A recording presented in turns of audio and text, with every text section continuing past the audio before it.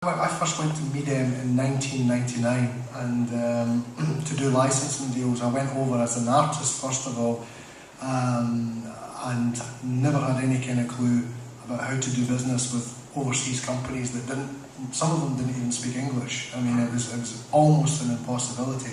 However, the positive side of it came from doing licensing deals with the Japanese, with the Chinese. Sometimes it was just based in Japan and Asia.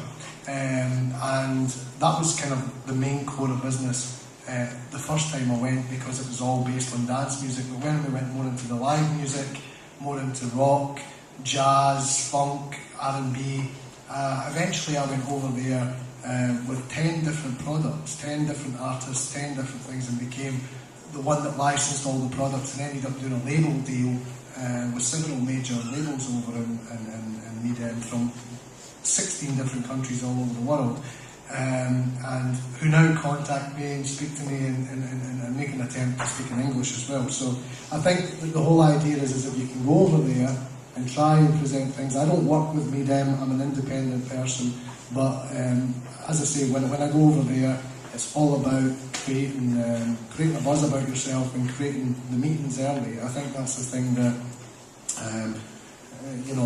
we'll go over, but create your meetings early and try and present yourself in a worldwide view. A lot of bands, great artists concentrate on Scotland first of all, and it's Scotland. But when you go over there, it's the world, and it's a licensing deal and various other things that you can do. So again, I'm here to speak to anybody that would want to speak about licensing and getting the records overseas. And tonight I can help out with any questions that you may have. I'll pass you over to the man that was going to give you costs and figures here. Hi. Basically, I was asked to do something that was Midem on a shoestring, which it's kind of difficult to go anywhere nowadays on a shoestring, so that becomes very difficult. But the first thing is just to look at why you're going to Midem. Are you ready to go?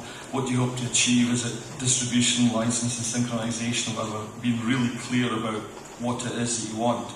But the second point on the slide is, are you ready to go?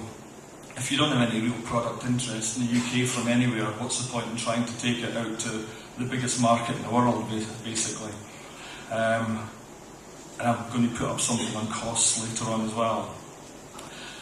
As Rory just said, set up meetings way in advance. I think Avi's got the Midem guide there. In that book is a huge database, or the content's a huge database. And once you've registered for Midem, you've got access to that database. You can research all the companies, the individuals, everyone that's going to be there, and you've got an email contact.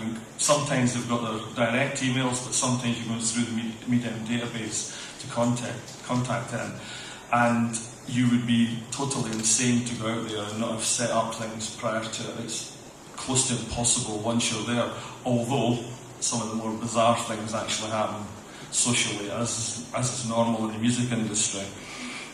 And the last point at the bottom of that slide is nearly everybody's selling. it's that bit harder in terms of that.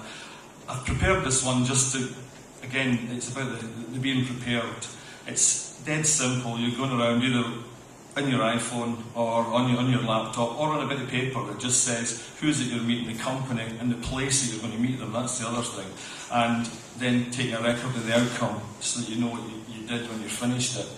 As Phil said, the British stand, anyone going across there, I would back Phil 100%, go through the British stand. If you're a name member, then you'll sign up through AIM. It might be the MMF, it might be another organisation, but the staffing on that stand are second to none. If you're going to be running late for a meeting or something, you can leave a message for the person you're meeting if you're meeting them at that stand or the pavilion. And the budget, this is based on last year, or this year I should say. So there's a registration fee, the early bird rate, including VAT, they're $560. Flights came to $160. Bus and cans, I think it's £15 to return. Accommodation for 6 nights, that is that was going from the Friday through to the Thursday, because as Javi said, the Saturday used to be a slightly separate event.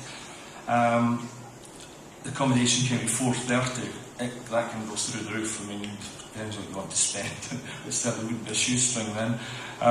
Food, I've put down £40 there for the 6 days, but you know yourself how much what you're going to get for 40 quid. Promotional materials, a nominal figure, £100. Miscellaneous, just putting £50. And I've put a note at the very bottom: once you start networking in the bars, then as long as you've got a piece of plastic, you're okay. Don't buy any drinks. Yeah, I've put up a budget here as well for an artist. We took on a solo artist last year as well. It was the first time Midem had a showcase event within the pavilion while the main Midem show was going on, and that's what it roughly cost for him to go out there. Again, it's a pretty similar figure, obviously. It was only for, how many nights was that? Was it for 3 nights, this one? Yeah, 3 nights accommodation. But there was a cost to actually the registration fee for the 2 gigs that he did, because you're paying for the privilege of paying, because it is seen as a promotional opportunity, which obviously it is. If you can get the right people in front of that artist, or your artist, then obviously you're going to do some deals, and we managed to do a couple as well there. It is a tremendous opportunity. It's as good as you make it. Being prepared is it. Those of you who were in the Boy Scouts or the Girl Guides.